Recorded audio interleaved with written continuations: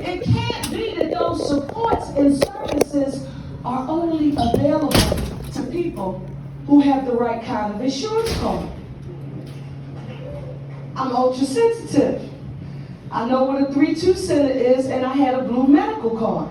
Y'all ain't never seen or heard of a blue medical card before. If you watch television, particularly if you're a senior and you're home during the day, you have seen a commercial on television. And the commercial goes something like this. Do you suffer from substance use disorder? Do you suffer from addiction? Come to the Oaks Falls of Western California, and we will give you the best medical attention that you need. You know, in the pristine green of the palm trees, you know, and with the best yoga and therapy that you need. And by the time you get finished watching the commercial, you want to go on vacation. You ain't thinking about treatment. But then, guess what? Call the 1-800 number on the bottom of the screen, and guess what you'll learn? You don't earn enough to have that kind of treatment. If you were independently wealthy or you had a certain kind of insurance, then you can get access to that kind of treatment. I'm trying to do what this city of Philadelphia has never done before. We've made consistent investments in band-aid approaches to something that has been systemically occurring year after year after year, and we've done nothing to change the trajectory of people's lives to really try to put them on a path to self-sufficiency. So let me tell you what your mayor is trying. I'm trying to get every qualified provider in the city of Philadelphia to give us access to the number of beds they have within their respective systems. That's one. That's one. I see some of the providers here today. That's the one thing. The second thing we are trying to do is build out facilities. So listen, there are some places and spaces where the city of Philadelphia has land that if, in fact, we had access to the revenue, and the city council, I gotta say this out loud, $100 million ain't even gonna get it.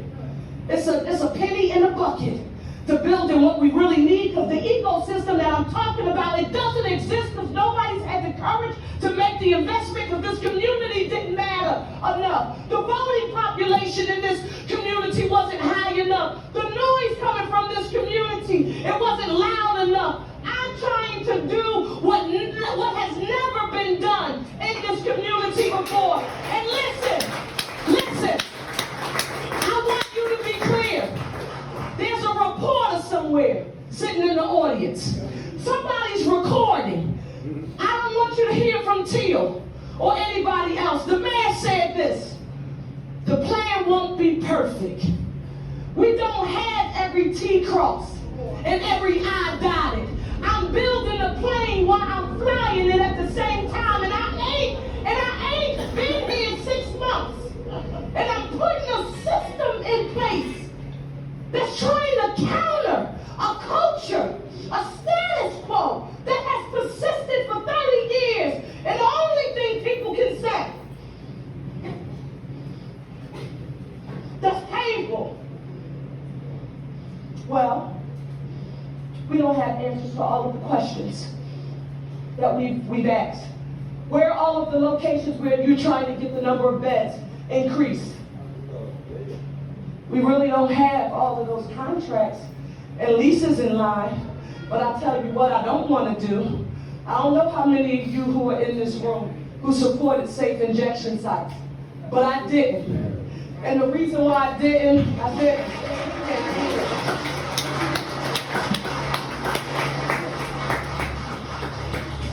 and while it's important for us to have the facts, because the facts are necessary, the council, when they ask those questions, it's important, it's their jobs. But when I hear people write about the fact that we're trying to do something that has never been done, and the only thing that they want to focus on is that we have not said locations are. I liken these locations, particularly those who are currently in existence that we are trying to get to expand the amount of services and or supports that they offer. I liken them to domestic violence shelters. You don't know where the domestic violence shelters are in the city of Philadelphia, and if you do, you shouldn't. People's public health and safety are on the line. You should know where they are. I'm not going to call out any other cities, but Councilwoman Lozada, I went where you went. I took the tour. And guess what? They're set up around, feet away from where those centers are located. I am not interested in making a public disclosure about where, even when we know where they all are. I don't want to have to publicly proclaim that these are all of the locations so that you and other people, because you forget that there's a business, $1 billion business going on with people who have enough money to hire the best marketers in the world. They can hire the most experienced keyboard warriors in the world. I had no idea until a law enforcement friend came up to me and said, when I first got elected and we started talking about this budget, we were going to introduce, and people would say, well, I'm technically deficient. So people have told me what they've seen on social media, and I just thought, oh my gosh, this is wrong. This can't be happening. And then my friend said to me, don't you think that the people who are running the $1 billion drug trade down in Kensington, don't you think they're smart enough to have keyboard warriors who dominate social media and criticize what you're doing and talk about say all of these mean and ugly things? Sometimes they're real people and they'll show their faces on their profiles and they'll be honorable. And for those people who agree to disagree, I say thank you. That's what our democracy is made of. We're not always going to be a monolith. We don't always agree on everything, but don't say you have a mayor who's not trying to change the status quo that's been allowed to persist in this community for years. Listen, if you want to say that I'm not perfect, I'll take it. If you want to say that you are engaging in some activity that the city of Philadelphia has been funding for a very long time, and I don't appear to be excited about what it is that you do, you have a right to your opinion. I'm not trying, especially when it comes to harm reduction. I've heard a lot of people talk about that. You haven't heard me refute any medical professionals. You haven't heard me argue against the science to say harm reduction is not a significant tool in addressing overdose prevention and trying to save lives and preventing the spread of HIV and AIDS, hepatitis, and other transmittable diseases that come from intravenous drug use. You have never heard me defy the science. What you've heard me say is that there's scarce $6.29 billion that the city of Philadelphia generates to keep this city running. I want to focus on investing in places and spaces where the people who live in this community can tangibly touch, see, and feel a difference in the community. And the folks who are the most vulnerable in this community, who are suffering from homelessness, mental and behavioral health challenges, substance use disorder, and addiction, because I've loved enough people personally in my life. There's a certain amount of compassion that you might not get. It's tough to you. But to me, if you care about somebody who's suffering, then you've got to believe they can beat it. You've got to believe that they can beat it. With access to the right kind of care. With access to the right kind of treatment. So Kensington, this is important to me. When you hear those people talking about, they haven't listed all the places. Managing Director Teal affirmed to the City Council of Philadelphia. I've communicated with Council President Johnson, members of council, before that budget is passed, because they're the ones who have to appropriate the money, and everything that you give me references, none of that should be done without members of council knowing. They will. I'm going to be working with the law department in the city of Philadelphia to figure out what kinds of medical health protections can we acknowledge for places and spaces where people serve folks who are suffering from substance use disorder and addiction. Don't know what the answer is going to be. I know this. I know you deserve dignity. I know you deserve somebody believing in you. I know the children who are watching their parents and their loved ones, and I don't care if they're here or they're far, they gotta have a right to want to hope that they can see and get through it. And rather than do what's already been done, I'll take the arrows. Because the pressure that you feel with the decision making that I had to make, guess what it is? It's a privilege. Because I asked people to give me the opportunity to lead this city. So in no way, shape, or form do I want any of you to walk away from here and say that the mayor was complaining. I'm not complaining. I'm simply explaining the dynamics of what it is that we are doing here from an administrative perspective. Bethel laid out a comprehensive plan. Gear is here to making sure all non-police public safety city supports that we need are in place. And Managing Director Teal is working extremely hard to build. He's building out an ecosystem that does not currently exist. Well, what is she talking about she's going to do? She wants to get this done. She doesn't even know how many she has. Commissioner Bethel, they're supposed to have an encampment resolution letting people know that the encampments are going to be removed. How many locations, how many beds are there? The only thing that they can talk about. Not one person said, wow, somebody's really trying to connect people to treatment.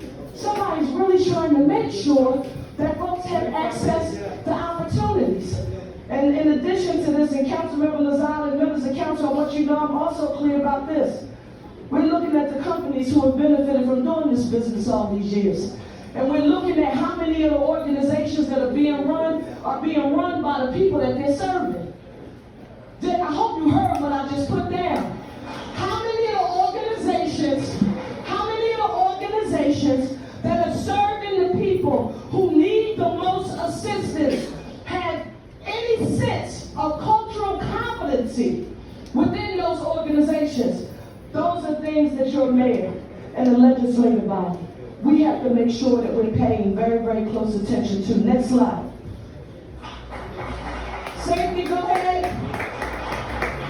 We talked about some of this. New recruiting classes. We want more community policing, reducing violent crime, hiring additional victims advocates. I didn't get this until and we had a round table. Council President Johnson hosted several gun violence, anti-violence organizations in the city council caucus room, and mothers and fathers who had lost children to gun violence were saying, you know, the crime still hasn't been solved, and you know, the detective doesn't call me back. And they just want some peace after they've experienced this trauma. And you talk to the detectives, you learn what a large caseload that they had. You learn that there was a time when they didn't even have cell phones, where they couldn't even call someone who had been a victim, that they couldn't even get back to them. Many of them were using their own personal cell phones. Thanks to some philanthropic work from a family foundation here, we were able to work through that. But now, for the first time, Commissioner Bethel has said he wants to have civilians to work and support detectives in the police department, and they will be referred to as victims advocates. So if you know someone who has been a victim of crime in the city of Philadelphia, we will have a group of people who should be responsible for communicating with them. What do you mean? Imagine being a victim of rape, and somebody was convicted and they served time, and the person is about to get out and nobody told you about it. Wouldn't you want to know that information? Shouldn't it be something what we want to make sure is happening. Next, some people are going to get frustrated when I start talking about this. And they can. But this is extremely important here in the city. We have to address crimes against property and quality of life offenses. Like what? What do you mean? We have illegal use of ATVs. We have something called car meetups. We have retail theft that is occurring at record levels here in the city of Philadelphia. How do you know it's impacting the city? You don't know how much you need the drugstore until it closes, and then somebody has to go even further to get their insulin and to get medication they need. For those who say, you know, the pharmacy closing doesn't matter. Every bit of business matters here in the city of Philadelphia, and we should be addressing it. Nuisance businesses. Give Councilwoman Kensington and members of council a round of applause for passing that nuisance business legislation. Thank you all for the passage of that legislation.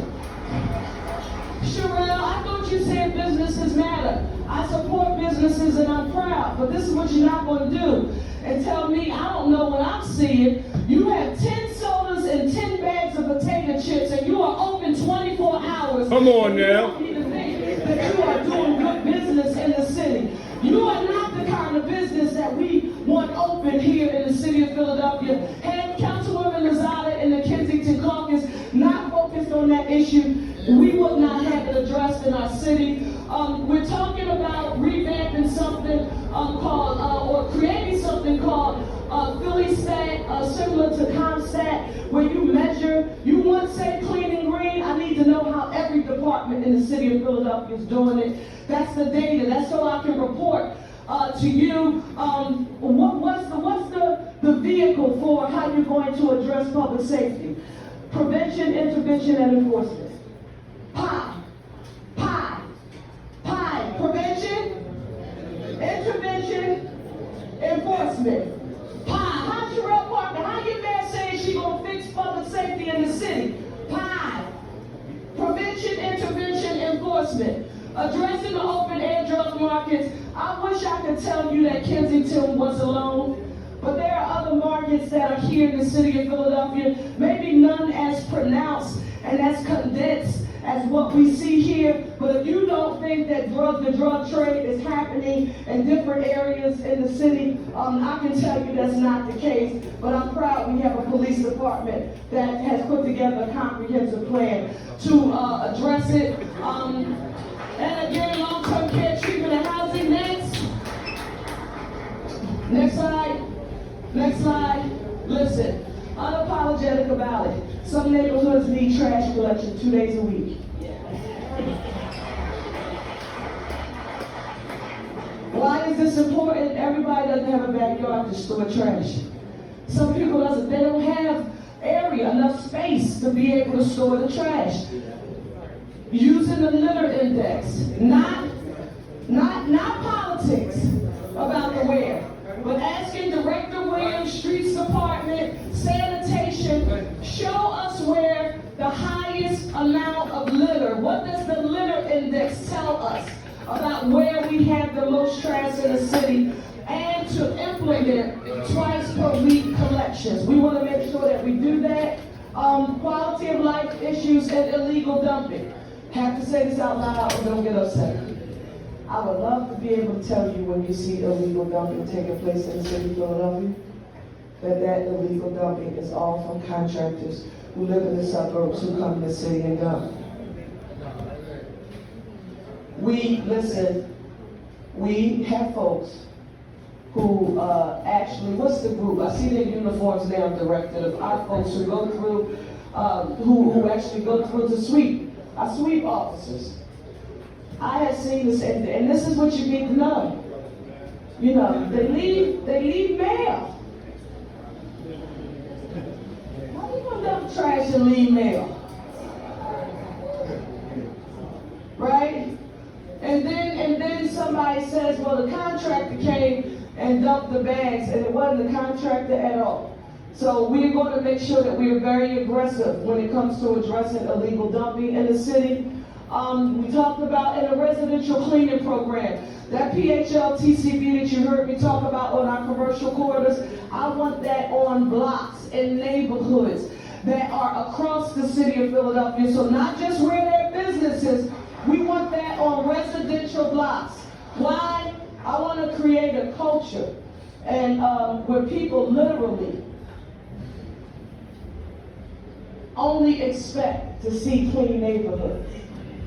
If there are people who are older here, I'm going to tell you, my grandmother, she told me something that I thought was the craziest thing in the world. And what I'm about to say to you all, somebody's going to say, well, your grandmother was crazy. I wish this to me too. My grandmother said to me, you know, on Saturday mornings when we used to scrub the marble steps,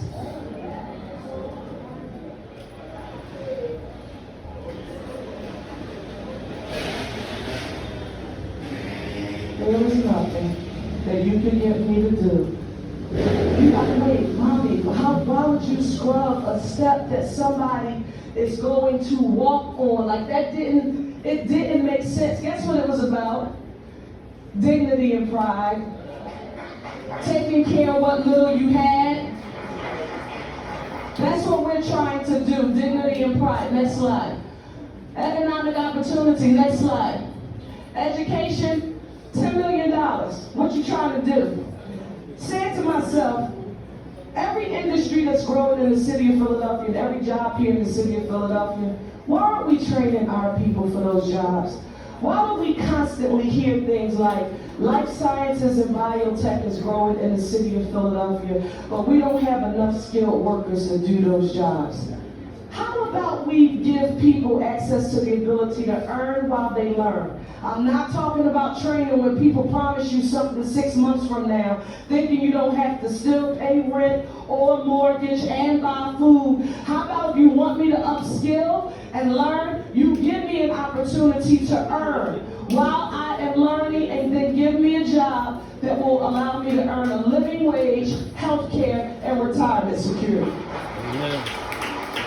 Listen, it's only when you've been poor that you know that low and moderate income people don't want you to give them anything. The only thing they want is access to the opportunity to earn and take care of themselves.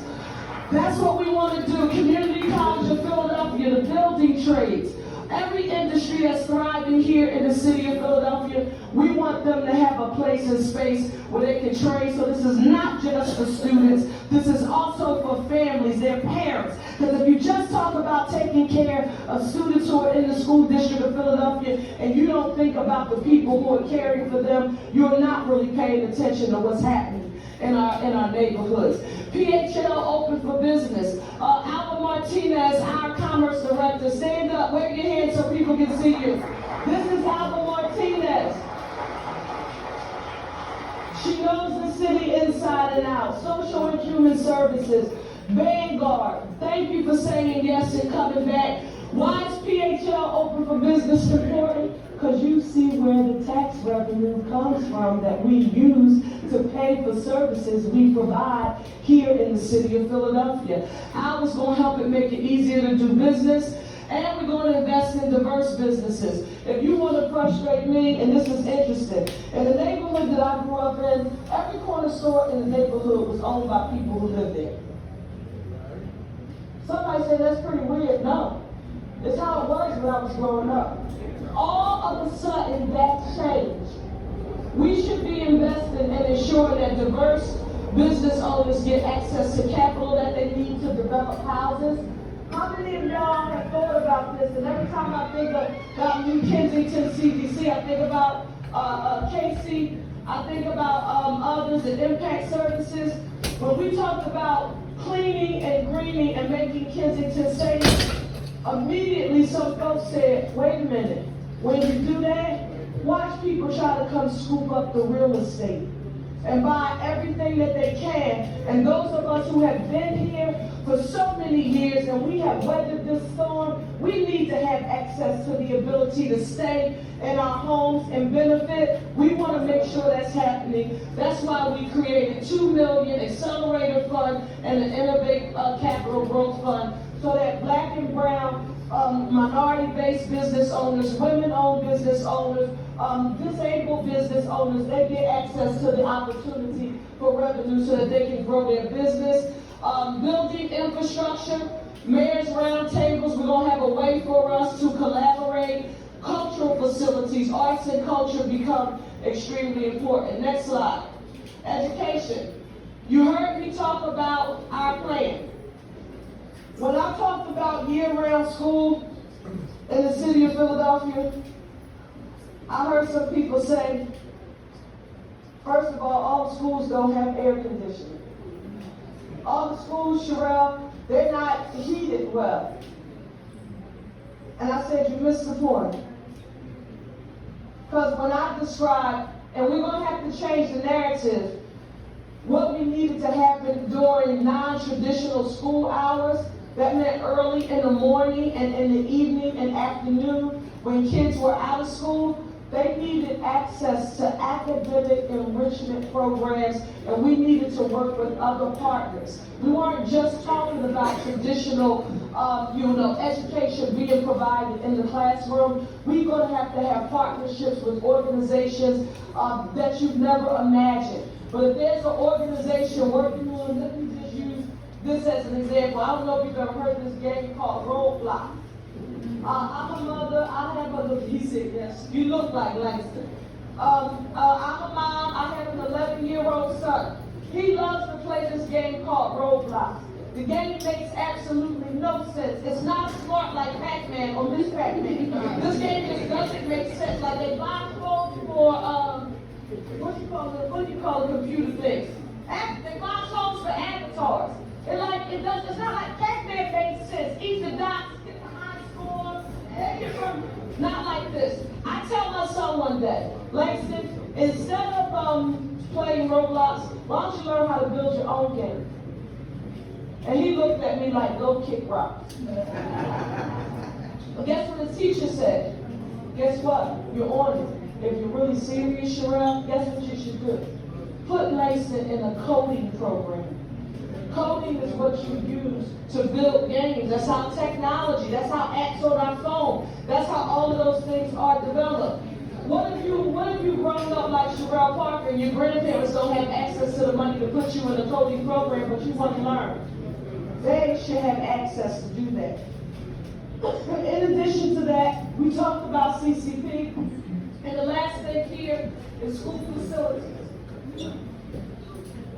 I wish we could demolish a whole lot of schools and just start from the ground up. We don't have, the last study I saw was $5+ billion. That's a number I heard people talking about in the state. They said $7+ billion.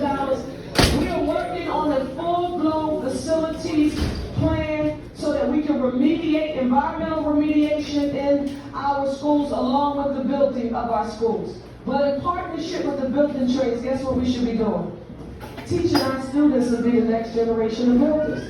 They should be the carpenters. They should be the electricians. They should be the plumbers. You can't do that without partnership, and we want to make sure that we get that done. Next slide. Housing. You heard me talk about it. The slide. Why did you have to start with the data? When people start advocating for you and telling you that they know what's best for you, somebody's going to come to you and tell you that if you support stabilizing this community, the only thing you should be supporting is the building of new. If you go back to the data that I started with, guess why that shouldn't make sense to you? Because you had 48% renters and 52% homeowners. What do you know about the housing stock in Philadelphia? It's what? It's old. So should we only be focusing on building new? We should be focused on preserving existing. How do I get new electrical wiring? How do I get a new roof? How do I get new carpentry work done? How do I get a new plumbing system in my house when I don't have the disposable income to just get it done on my own? That's what we should be focused on, a comprehensive approach, and we want to do that. Housing preservation and production, access to home ownership. I want you to hear this from me. a problem with her, we heard it. All she cares about are homeowners. She's not thinking about renters. That's absolutely not true. We have to support ensuring that there are affordable luxury. Affordable luxury, a term you're going to hear me refer to a whole lot. Rental units available for those who want them, but home ownership should not be out of the reach of any Philadelphian who wants access to home ownership opportunities. And we're going to do that. The Office of Homeless Services, let me say this to you, and I want to be 1,001% clear. Before I got there, we walked into a situation where we found out there had been some miscalculations, there's some challenges with the appropriation of dollars within the Office of Homeless Services. We have a forensic audit being conducted by an outside entity. We now have our Inspector General who's also conducting an investigation, and we will be working, and I see a representative from our office here, working with our controller, Brady, to ensure that any systems that we need to have in place to ensure that any fiscal mismanagement that occurred in the past in the Office of Homeless Services, that it does not occur in the future. We know that, we're here, and we are working on it. Are all of the investigations complete? Absolutely not. We're working on getting the answers. That's what we want you to know first and foremost. But I also want you to know that $16 million that we need for the Office of Homeless Services, no matter what mistakes were made there. I'm not accusing anybody of anything because I don't want to do that until the investigations are complete. Those findings will tell us about what happened there, and then we can pass judgment there. But for now, the services that are offered and the people who need the most help, we as a city need to do our best to help them, and that's what I'm committed to getting done for the Office of Homeless Services.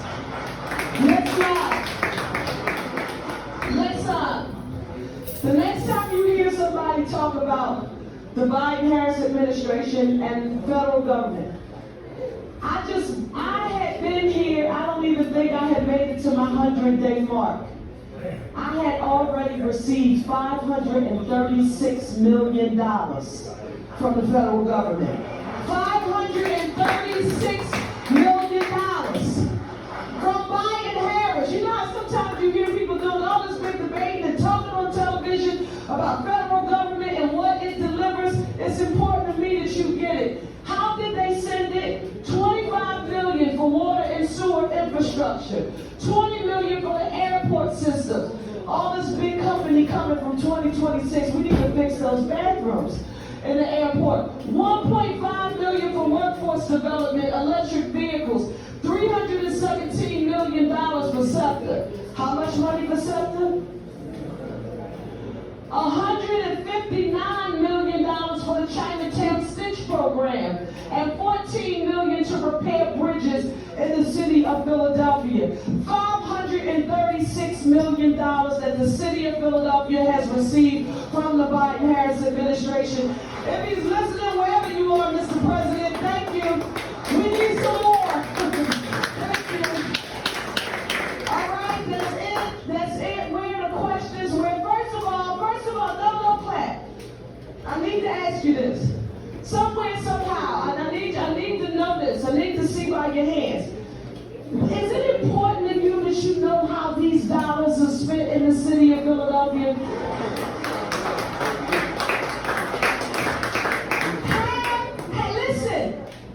Have you here in this community, have you ever had this kind of budget overview before done in a community-based way where you walk through this budget?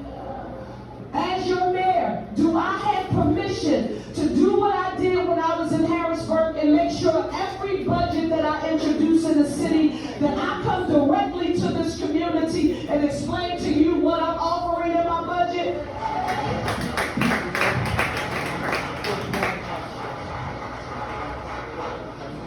Economic. Yo, grab me one of those. Yo, bro, can you give me one of those? Can you give me one of those? What resources can be made available from you to ensure that long-term family-owned businesses along Kensington's commercial corridors are not displaced in years to come. Okay, I appreciate it. thank you. I want to start by saying and reinforcing what the mayor said, which is businesses are the foundation of our city.